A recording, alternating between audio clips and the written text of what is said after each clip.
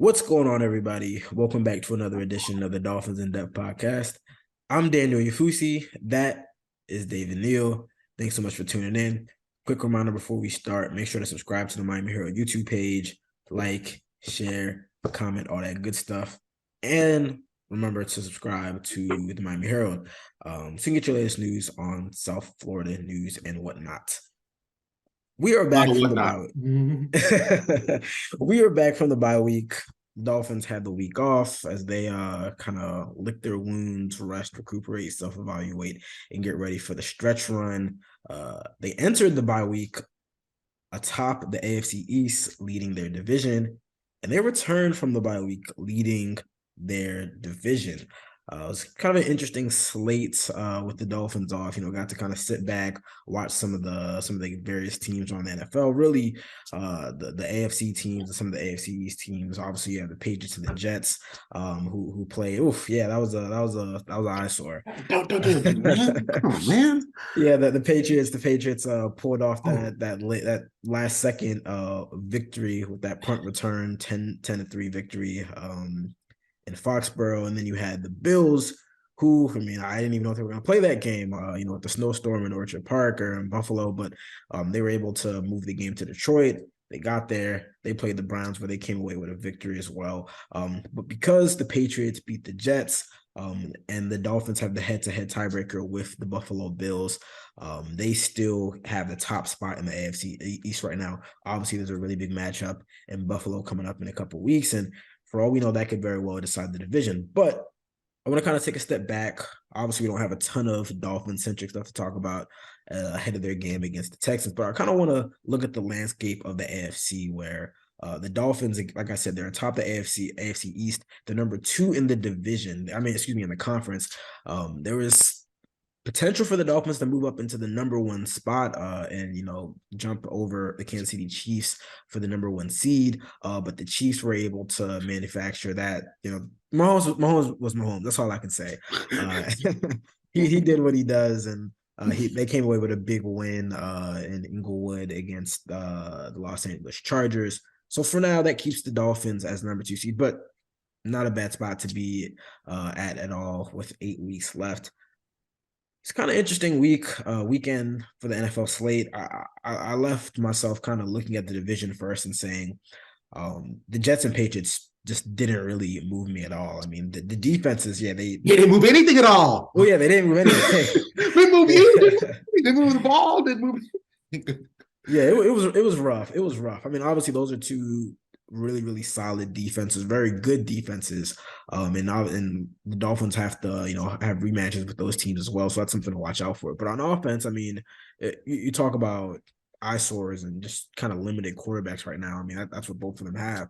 And I know that the record suggests that, hey, every team in the AFC East is above 500, but I still think that there's definitely, a clear distance between the Dolphins and the Bills, or the Bills and the Dolphins, however you want to put it, and then the Patriots and the Jets. And I think that as the weeks go by and as we kind of go into this stretch run, you'll start to see that. I don't know if they're going to be able to separate themselves, 3-4 games, but when we see some of those rematches, especially with the team like the Patriots, where they just don't really, and even the Jets with Zach Wilson and everything that they've got going on over there, and just him not even being able to complete passes to his guys, and just the not taking accountability and everything that's going on with there. I think you're definitely going to see an improved version of the Dolphins that really shows. They beat the Patriots 20-7 in week 1, and obviously the New England Patriots defense has been a lot better since then. But we've seen this Dolphins offense take it to another level. So I think that all 3 of those rematches are going to be very, very important. That's probably going to decide whether the Dolphins win the division, and whether they can potentially vie for that number 1 seed. But there's definitely levels to it. It's the Bills and the Dolphins, or the Dolphins and the Bills, however you want to stack them right now. And really outside of the Bills, the only other AFC team that, if I'm a Dolphins fan that I like and really worried about is the Kansas City Chiefs. Just because, and it's really just because of Mahomes. all the questions about Tyreek Hill being gone. He had, a couple guys out of the lineup in terms of his pass catchers. I mean, he didn't skip a beat. I mean, he was just doing what he does, and as well as Tua's been playing. I mean, Mahomes is MVP right now. So again, I mean, it wasn't a week that really changed my viewpoint at all or much about the AFC landscape.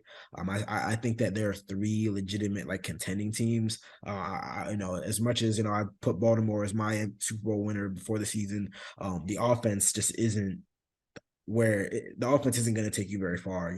If it's looking like the way it did, only putting 13 points up against the Panthers. Right now, I think there's three like clear contenders in the AFC, and that's the Dolphins, the Bills, and the Kansas City Chiefs. Now, are the Dolphins really ready for? Are they ready to be contenders? I think that again, we'll find that out for real when they have that rematch in Orchard Park. But I mean, I think the Dolphins match up well with just about any team in the AFC right now. Yeah, that it certainly looks like, and as we've said before, this is not overall in the NFL, not a great NFL league right now. Not a season of great teams. And the AFC in particular, I mean, I think it's Kansas City does what Kansas City does, and they're right now the number one seed, and to me, they're the team that just kind of felt this way the whole season. I mean, you could tell if you've been watching this podcast, they're a team that has that ability and knows they have the ability to do whatever it takes to win the game. And there's never the feeling that in the stadium on either sideline there was not a doubt that they were going to win that game against the Chargers last Sunday. Right. There was no doubt. Knew. Like you knew. It's just a matter of when Mahomes got the ball, how much time he had left, and you do. I mean, what was it? Homeboy, my man threw the remote at his TV set, and I'm like, you must be new here. When the Chargers scored like a minute left, he threw the remote at his TV set, broke his TV. Did we win? I'm like, what are you doing? Watching the game went. Oh no, they done messed up. They left way too much time. You might as well be on the sidelines figuring out what you're going to do after Mahomes drives into a touchdown. But there's always that sense that even against the Titans, they didn't have much going on offensively, but you're not getting the stuff downfield. They're taking Kelsey away. Oh, okay. So Mahomes, you're not running the ball. Well, Mahomes scrambles, has three big chunk scrambles and then puts you in a position and they score. And they've done this now for a few years.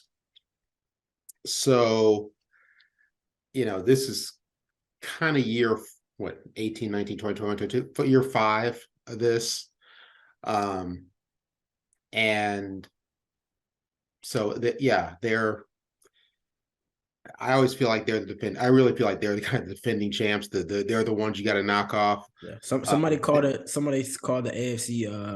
AFC conference game, the championship, the Kansas City Chiefs Invitational. It's like who's gonna be there to play the Chiefs and potentially knock them off. That's the feeling you get watching them, that they're gonna do. They're especially offensively, they're gonna do what they need to do to win. Buffalo, they're very, I mean, they seem like they're erratic. Yeah, and they seem like they're kind of in a lull too. Because again, I said it before the season, I thought they were a little bit overrated relative to like the rest of the AFC teams. And obviously Josh Allen has the elbow issue. I don't know how serious that is, but he's still playing. But it does seem like they've kind of hit a lull, and he's like being asked to do so much that's starting to backfire on that team. And we even saw it in the Dolphins game in week 3, where he literally had to do everything in terms of scrambling, throwing the ball. And then, when you ask so much of one player, I mean, you're prone to make mistakes and, that physically and mentally wears you down. Yeah. You have to do that week after week after week. And they're, they were having some easier games early in the season. The Browns game probably should have been a cakewalk You think Yeah, I mean if they got some and distance in the second half, but it was it fairly was close.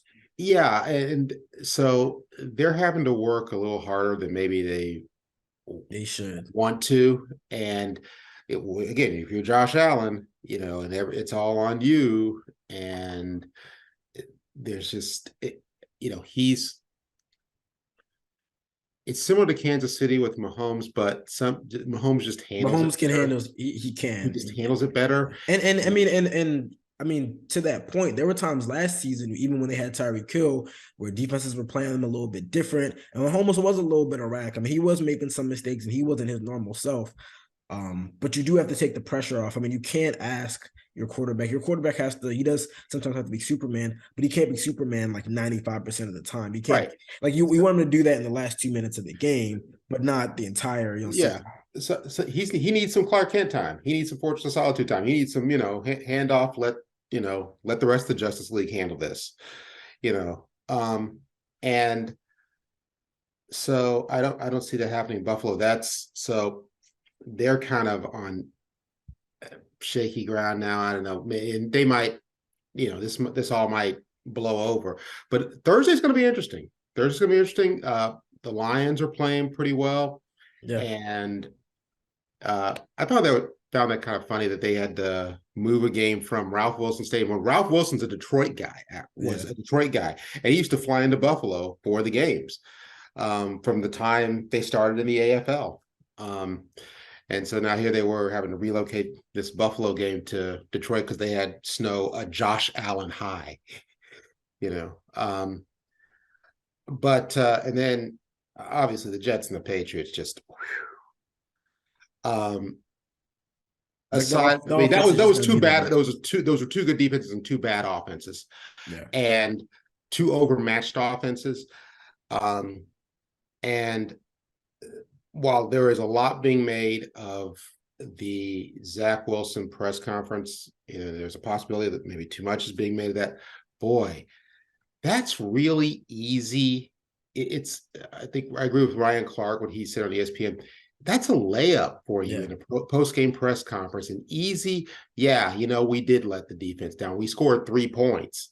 They allowed 3 points. We should have scored more than three. Yeah, okay. Special teams gave up a punt return touchdown. Big deal. We should score. We should be able to score more than 10 points in a game. And he's sitting there overthrowing guys on checkdowns, and they're literally putting the ball in his hands. That right before the punt, it was a 3rd and 1, and I 3rd and 1 passes drive me crazy anyway. I don't, if you got a timeout left, just run the ball, get the first down. It just drives me. Those things drive me crazy anyway because it's way too much can go wrong. But the way he handled that says, and the coach's public statement that, yeah, he hasn't exactly, he's been lukewarm on backing.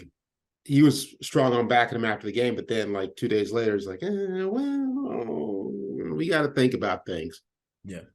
It says there's turmoil there. There's jet level turmoil there that usually accompanies with the record reversed, right? Okay. And what are they now? They're 7-3, 4-6, whatever. 6-4, yeah. 6-4, yeah. Usually accompanies the Jets at like 4-6, if that. More like 3-7, 2-8. So right now in the AFC, I think the standings, the overall standings are pretty accurate. I think you got the Chiefs number 1, and here's the Dolphins. They're the number 2 seed. They look the second best team out there. And let's see how this plays out. The Dolphins should have, to use a word from our ancestors past, that has roots in our ancestors past. They should have a cakewalk against Houston, and let's see. And that's one of the things you should do if you are a good team.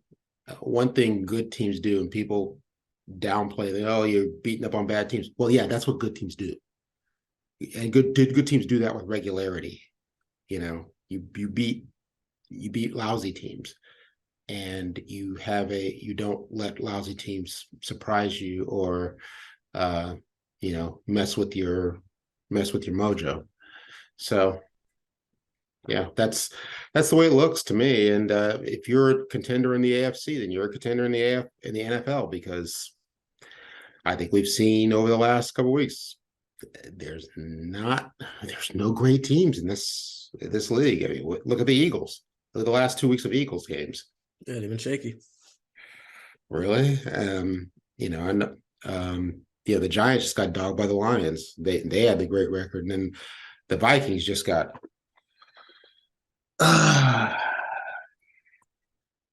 Yeah, that was they yeah, got they just that was so bad. You know what's bad when CBS or the network has to switch games, when they switch away from Dallas. They never switch away from Dallas.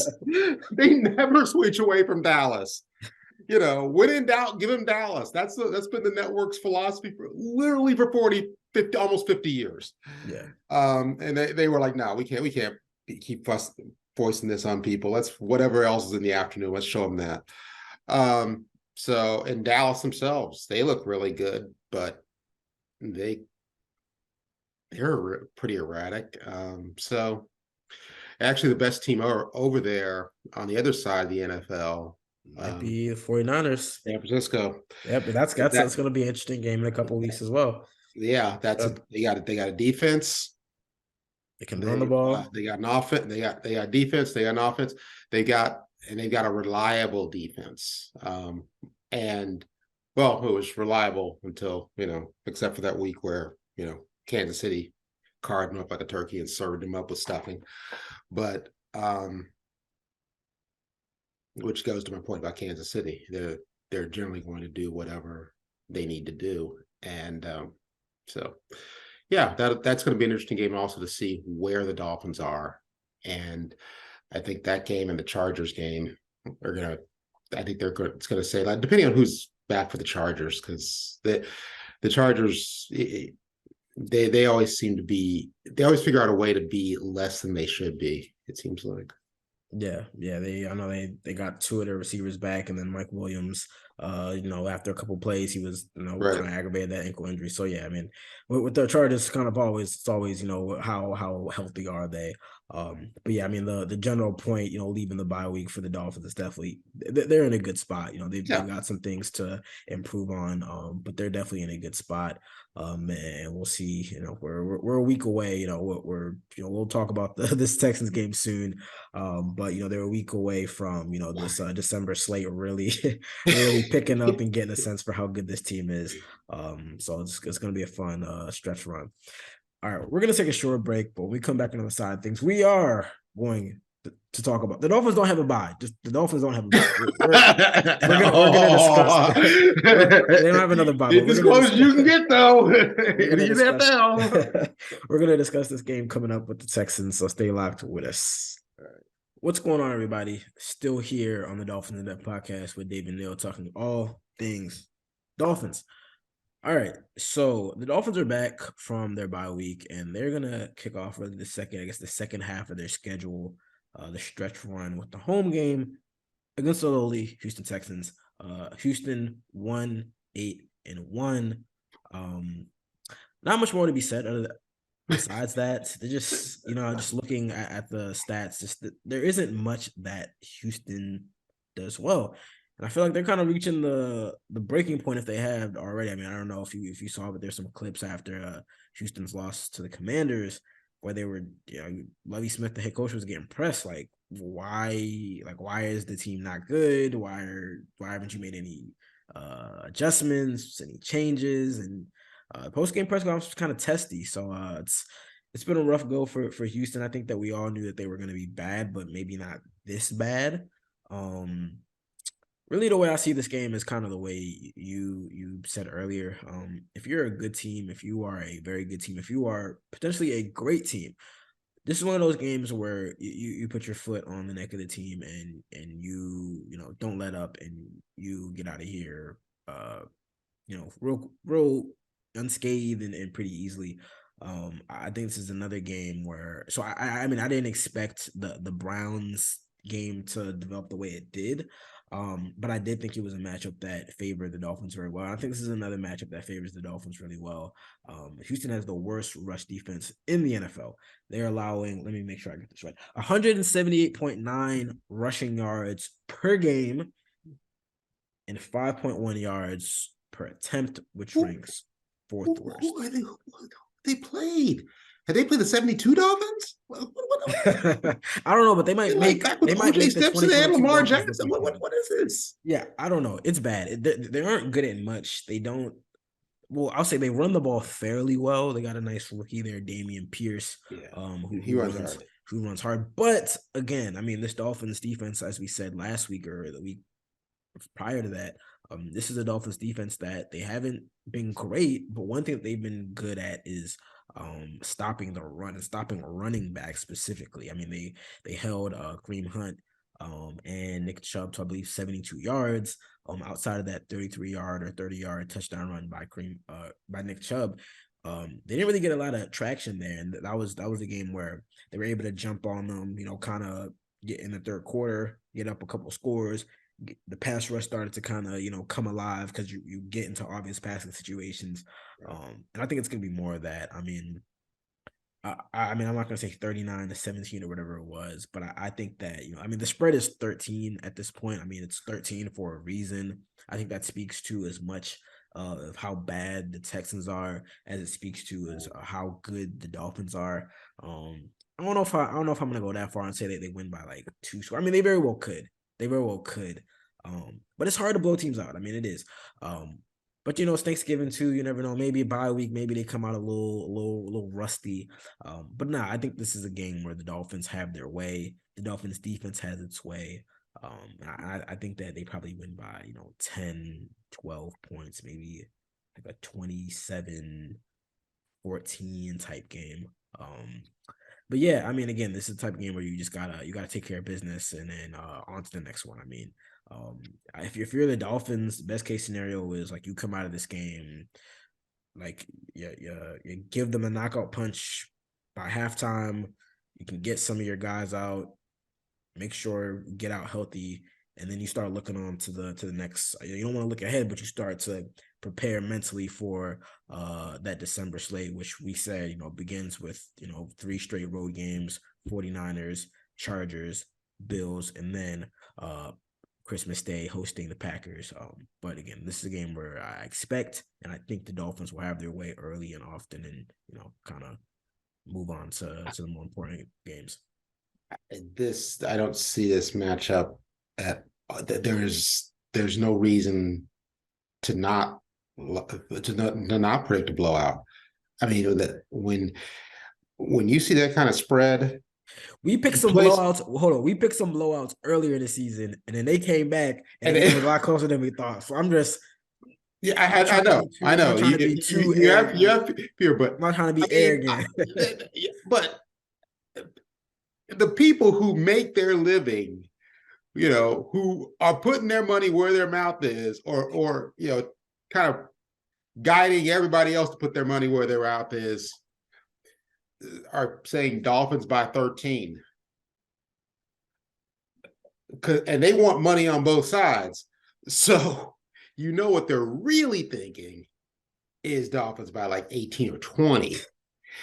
And there's they've got I think they got one good wide receiver, Brandon Cooks. They've got a They've got Laramie Tunsil. They've got an old friend, Laramie Tunsil. I like the running back. I do like the young running back, but then again, like you said, the Dolphins sat on Nick Chubb and Kareem, and there was basically one run out of that. They ran for 72 yards, and 33 of them came on one run. So it doesn't say that. I don't think Houston's going to be able to get much going in the running game to take some heat off of Davis Mills, who I don't know.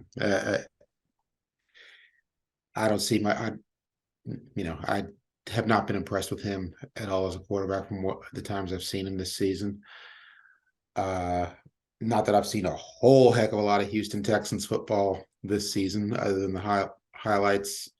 You know, I have watched the entire games when they were on Thursday night, or on some of those other games where they were basically the opponent. Um, and bless Lovie Smith's heart for getting another job in the NFL. But It's not looking good. I'm not. Yeah, I was kind of like, why aren't we? We talk about. It's great that they're like now recycling. Black coaches now, like they recycle some white coaches who, were clearly kind of through the cycle. But we But definitely, I mean, I was in the midst of a lot of the Brian Flores lawsuit, and I think that was kind of a. Yeah, I mean, there were some reports that they were going to hire Josh McCown, and I think that the Brian Flores lawsuit, they were kind of like, you can't do that. Lovey was already on the staff, I'm so sure they got a phone call too. Hey, why don't you help us out here? Why don't you help us out here? Because we're not looking good. We're not looking good on this. So, let's, hire Uncle Lovey. I mean, who I think had, he'd run his course in Chicago. He'd run his course very quickly in Tampa, ran his course quickly at the University of Illinois. So, I'm kind of like, why? There's nothing. So, aside from the coaching, on the field, there is nothing this team should be bringing that the Dolphins should not quickly slap down and, take care of business with. You are at home. It's going to be post bye week.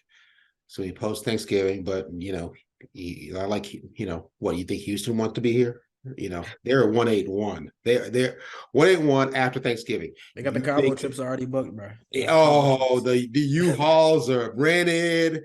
They're already talking about the off season, and this is a time to go in, take care of business. And yeah, you're right.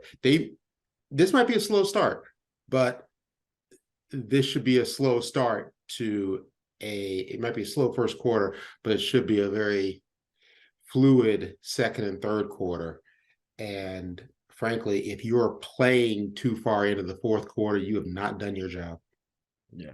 And so I know it's the NFL and everything, and things can happen, but no, I'm 38-14. And I'm thinking there's a defensive touchdown in there too. You're calling the shot. You're calling the Because shot. I just don't think there's anything they do well, and there's nothing they do that should bother the Dolphins. And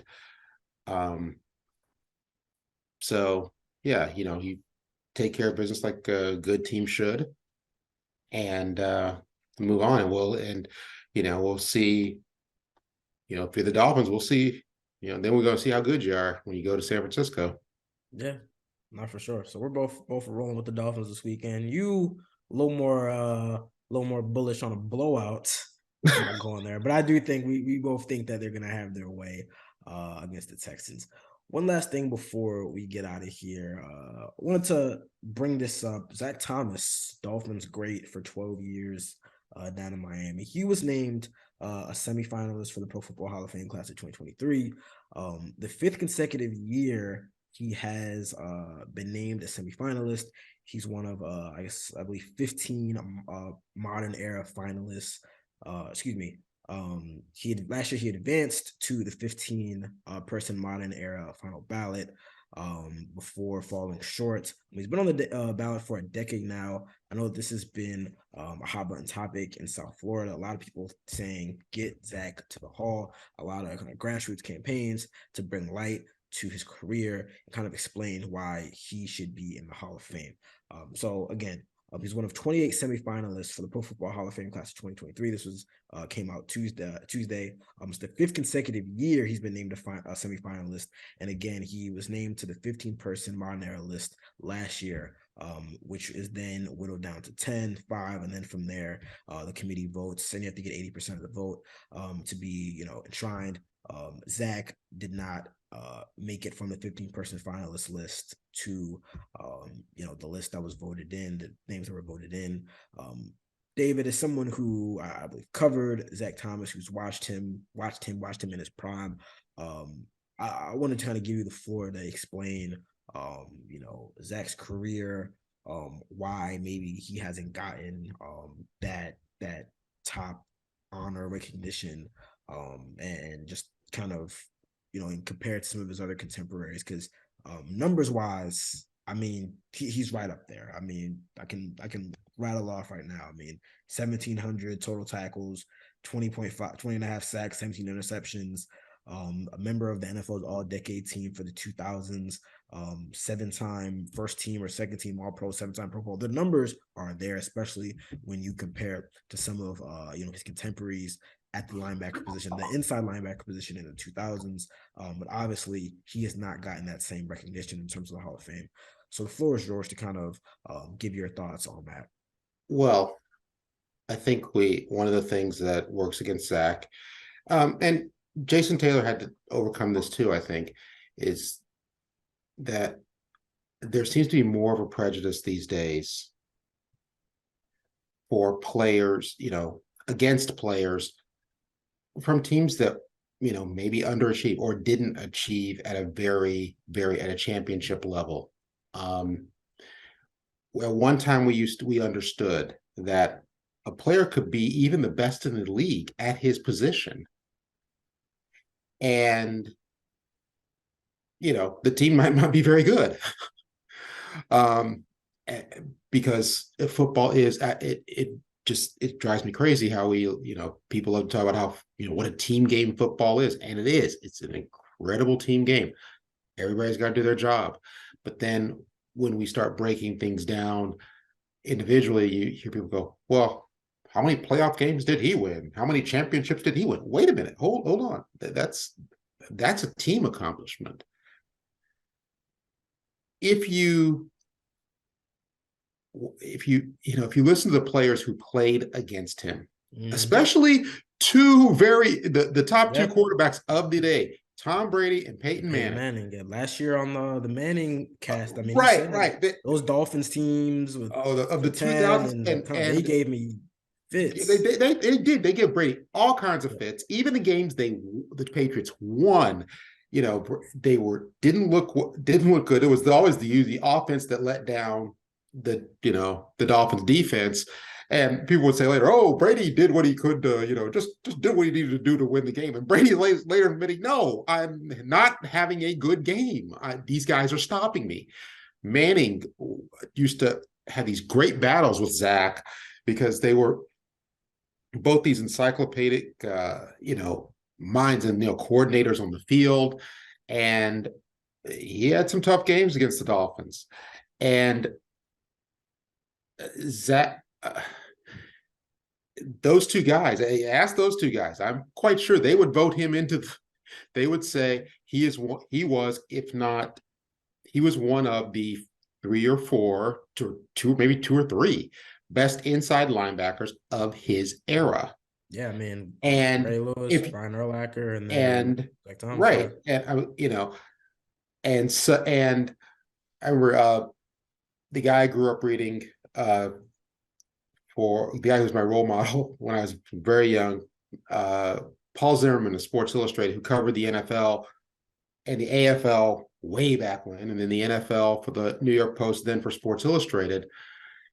I've always, when I was a kid, I read him. I always loved, okay, I want to write about sports as knowledgeably as he writes about the NFL. There was always, even as a kid, you could tell there was a depth to the way he wrote and to his knowledge of the game, and that was missing from a lot of other writers. That probably be standard today, but it was missing from a lot of other writers back then. And then he wrote, lengthy strategic books on, pro football, Thinking Man's Guide to Pro Football, blah, blah, blah, blah, blah. He and I talked a lot in the last few years before he suffered a stroke, and which ended his career. But I remember he was a huge Zach Thomas fan. And he said he thought he was like one of the finest run defenders as a linebacker that, and he said he reminded him of Joe Schmidt, who was a great, we're going way back to when the Detroit Lions were actually good. And the Detroit Lions actually usually had the best defense in the league. And Joe Schmidt was the middle linebacker in that defense. He said he reminds me of Schmidt as a great run defender. Big Zach Thomas fan. I just I think he deserves it. I just think he deserves it. On If you watched the NFL week in, week out during that era, and if you talk to people who played week in, week out and had to deal with them a couple times a year during that era, I think their endorsement kind of should say, hey, give this guy his due. Because the Dolphins there were years they had really, really good defense. And it was one of those deals where the defense could never quite make up for the offense. And when things got a little more serious, and I think also hurting Zach was, he was on those Dolphins teams, and Jason Taylor too, and Jason Taylor's in the Hall, so it's not completely this, but it sure as heck doesn't help that you're being on the other end of some real, real bad playoff losses. 38-3, 62-7, 27-0, 20-3. And that was when they got to the playoffs, and then they had the years where the last few years of his career where they weren't making the playoffs and they were usually out of it pretty early. I think that hurt. Having, when you're kind of attached to that. But again, we used to understand you can have a great player at a great position, but if everything around you is crumbling, and everything around you is just, you're going to be the diamond, diamond in the toilet. And I can think everybody who dealt with him, like I said, on a week-to-week basis or a few times a year, or had to watch film and saw him on film every week for your film study, because even if you're looking at the other team, would say that, that guy's one of the, he is one of the best, one of the 2 or 3 best inside linebackers in the league right now for an extended period of time. And I think he should get his due. He deserves to be in the Hall. And that's just it. And it's not,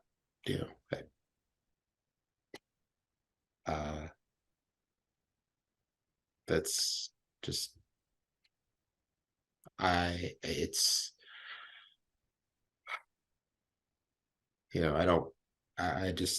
it's one of those that kind of confounds me in a way. I'm just like, everybody knew at the time too. People, and so I think the way the Hall of Fame selectors, I don't want to disparage them. I think they work hard to do their job, but they also have a tough job of, the limit on the number of players per year. Yeah. You've got a lot of different, you've got all these different positions coming in and a lot of different guys coming in, and then it's really hard to say, okay, is this linebacker more worthy than that wide receiver? Yeah, this offensive lineman, This this guard, tackle, like, right, worthy than this nose tackle, and you're just like, and then then of course you've got the automatics coming in, that so factors in even every once in even a if they're while. a first time on the ballot, if they're if their resume says, yeah, they're first ballot, then you got to put them right. in regardless of who it is. They're the guys who Edwin Pope used to say, all you have to do is literally go in the meeting, just say their Just name. say their name and sit You down. know, he didn't have to do much for presentation. Dan Marino. There we go. Okay, next, right. You got those guys coming in, and that, it's like one less spot for the guys who you have to make a case for, or you have to remind people that maybe didn't see him as much. If you covered an NFC team, you didn't get to see Probably a lot didn't of watch. Zach Yeah, Thomas. yeah. You you saw him once every few years, maybe. Depending on how much football you watched outside of the team you were covering, it's, he maybe didn't see him a lot. And maybe you do need to have, kind of, is he really that good? You heard the name a lot. But so I don't know if how much that comes into play. Because they were, they last made the playoffs while he was playing in 2001.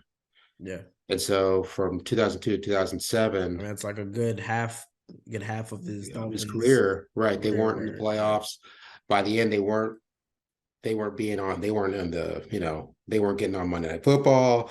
They weren't getting on Sunday Night Football. They were playing at 1 o'clock. They were, and when they were, when putting those primetime games, a lot of times it just didn't go well.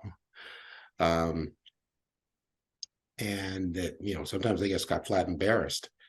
And so that might, that can be, if you don't see a guy that often, that can sometimes be your lasting image of him. Thinking of a 2004 Monday night game, they played the Jets. The Jets had 200-yard rushers in the game, and they, beat the Dolphins by almost 30. Well, if you don't see Zach Thomas every week, that doesn't leave a real good impression of him. Yeah. So that that's just how I feel about it, how I see it.